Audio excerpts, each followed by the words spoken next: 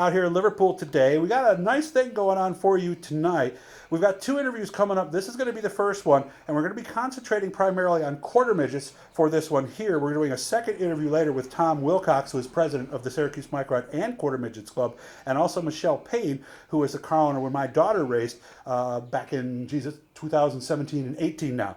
Chris DeSimone is off camera. These are his cars that he races with his son, and we're going to use this as kind of a, gee, if you've ever thought about running a quarter midget, we're going to hopefully answer all your questions. And if not, we'll follow up with Chris later, so just send me the messages at the bottom. Chris DeSimone is off camera. We're a little squeezed in here, so we're trying to make sure that we can squeeze it all in. These are 2 of his cars that he'll be selling actually this year. Chris, how we doing today? Good.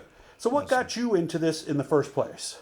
Well, I guess my family was kind of involved with a little bit of dirt racing when I was growing up, younger. I think we started with like enduros in the 80s. So once we knew we were having my son or whatever, we decided to get into quarter midgets. How old was he when he started? He was 7. 7. So, and you can start at 5, I believe, correct? Yes, I believe you can practice quarter midgets at 4.5, and then I believe that too. Yes. compete at 5, I believe. Okay. As we go through these cars, you were telling me these are cars that you're going to be selling because there's different sizes of these, correct? Correct. Yeah. Which are these? These are mediums. They're 78-inch chassis. They're Stanley chassis. Yeah, my son's just getting a little too big for him. We could squeeze him in there if we had to, but we have a couple of larger chassis we're going to run for this season. And that's the ones we're going to look at next after we look at these a little bit, right? Correct. Okay. Cost about the same? Yeah, the cost is the same whether to go to a medium or a large or a small. Yes. Okay. As you can see, we would call this a straight axle, or this is independent, isn't it? Independent suspension, right? Yeah. Okay. Coilover shocks. If somebody was going to get into one of these, about what are we talking? What kind of range are we looking at cost-wise? Well, when we started out as a rookie family looking to get into it, I think you can get into a car from $1,200 to $2,000. Complete? And you buy out maybe a family that's moving on, and we got a bunch of parts, and we had a lot of fun with that. I think we spent like $1,700, and I'll tell you that car we had a lot of fun with it as we were learning. What are the engines? So with quarter midgets, there's Honda motors, and then there's Briggs motors, and you start with like a Honda 120 with a restrictor plate in it, and then you move to a different size restrictor plate, and then there's also a Honda 160 motor, which this year they just introduced a restrictor plate for that class for the younger kids. And this is just like NASCAR, guys. It restricts the amount of air in, and each class, a lot of them are the same motors, just different restrictor plates, right? Correct. Yep. And then there's a couple Briggs and Stratton classes too, an animal class and a World Formula, which is our That's the top division, class. right? Correct. Okay. I didn't know Panther Frameworks made these, so this was made right in Syracuse. No, that's not it. Oh, that's sponsored. Those are Stanley's. Yeah, Gotcha. Sean's just a buddy of ours. Okay. And the one thing that I'm going to encourage you guys, this is one of the nice things about quarter midgets, and I'm going to show you the sticker here, USAC. These are the same rules all across the country, aren't they? Yes. So you can travel, and That's there's true. big events, yeah, right? you can run all over the whole country. There's USAC tracks all over the place, and then they're broke down into regional series too. So you can run them anywhere. Radius rods, Heim joints, just like on any other car. Okay, coilover suspension. What do the tires go for? When we were doing them, I think they were like 55, 60, something like that. Yeah, those are going up, like everything else these days. Of course they are. I think they're around the 72 for right sides now, and a couple bucks less for the left. And depending on how the driver races them, they can last for long, or they can be over in one night, depending if they're turning too hard and chopping the corners. Yeah, the one good thing about Syracuse, it's pretty easy on the rubber, and then the lower division classes, you need less grip. It doesn't affect them as much, and then when you get into the World Formula, obviously newer tires will help you out. Okay. How about maintenance? So, how many sets of tires are we going to go through? Any idea? Nothing we would hold you to, but so well, you can see around here there's quite a bit of tires around, but mainly to get your stagger right and stuff. But at the beginning, when you start out, you really don't use a lot of rubber. A lot of families, like at the level we're at right now, would hand the rookies. They could even use our old rubber, and okay, you could get away with just a couple sets, to start out with, until you get into the more competitive classes, and then you'd have to change them out every few weeks or so. Okay. Now, if you know racing, you know what these are right here. These are scales, and that is important. And really, you can't move a lot of weight around because I know a lot of times you don't have a lot of extra weight to put on these cars. So basically, it's raising or lowering the shock travel is what gets you the percentages. Is that true? Yeah. Well, the classes, I believe the rookie classes are 265 now. I think car and driver.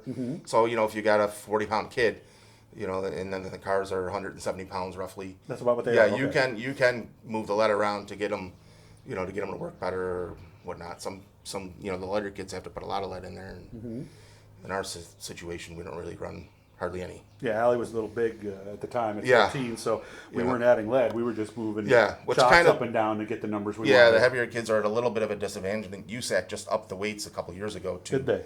to help that, so you can put some lead in them to get them to work better. Yeah, because kind of like Indy cars, it's with the driver, or no, Indy car with the driver without the driver. So if you were smaller, it was a huge advantage. That's Danica Patrick, one right there. Yeah. So this is a bigger car. What would we? And again, we're in the sunshine here, so you're going to see that a little bit in the background. Would this be considered a large? Those are 79 inch. Yeah, they go up to 80. Stanley makes, but these are quite a bit bigger on the inside or whatever, and gives you a little more comfort and room for the kid to grow. Okay.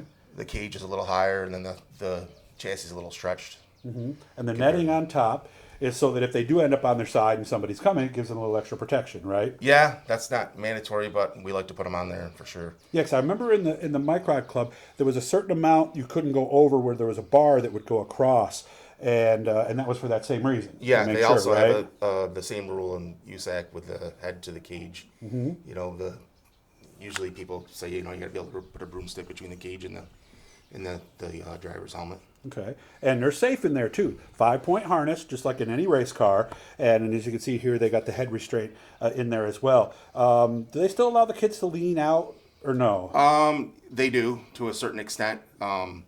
They're not big on leaning way out like I think they used to do in the old days. But, Yeah, their heads would actually be outside yeah, of the car. no, they're really shying away from that stuff now, and usually got to keep it within the bar. Steering wheel, obviously, the different sizes. That's a preference thing. They are quick release, right? Yes, most of them. There you can see the pedals are down there. So, and if you look at the people in local racing who started in either a quarter midget or a microd, it's a huge percentage. So, engines specifically, how much are we looking at for an engine usually? You can on Facebook Marketplace or the Quarter Midgets Northeast, you can get a used 120 for $400 or $500. Okay.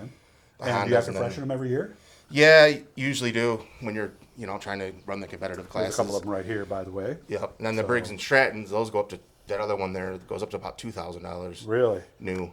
And that one just came back yesterday from Baker. Yeah, one of them just came back today, as a matter of fact. Yep. How much horsepower are we looking at, roughly? 8, 12, 15? Yeah, the 120s are, I believe, like 6 or 7. And then the other ones, depending on people's dynos, 13 to 18. It kind of varies. Okay, I'm going to swing around here to this side so you can see the drivers are safe. Okay, that's one of the biggest things that a lot of people mentioned to me, and I got to see some stuff, and I know you have over the years. But these things have gotten on their side and flipped and everything, and it is one of the more safer. I mean, we had a friend of ours come over and go, "I can't believe you're doing with your daughter." Safer than soccer, right? Yeah, a lot less concussions. I haven't seen really any serious injuries. Maybe a thumb, a broken thumb or something that if the kids don't have their hands on the right side of the wheel. Right, and I'm going to show you that real quick because I'm glad you brought that up because our first year, that actually happened to a couple of the drivers. So here's what he's talking about, okay? And I'm going to use my own hands as an example here because it'll be tough for Chris to lean in there with me. So like this is wrong. Your thumb is on the inside. So if you hit the wall, boom, and the wheel does that, it can break a thumb. Or in some cases, even back farther and break a wrist. What you want to do is that, with the thumb actually on top of the wheel. And that's every form of racing, isn't it, Chris? Yes, yep. And I think, the kids learn that pretty quick. If that happens once, usually Yeah.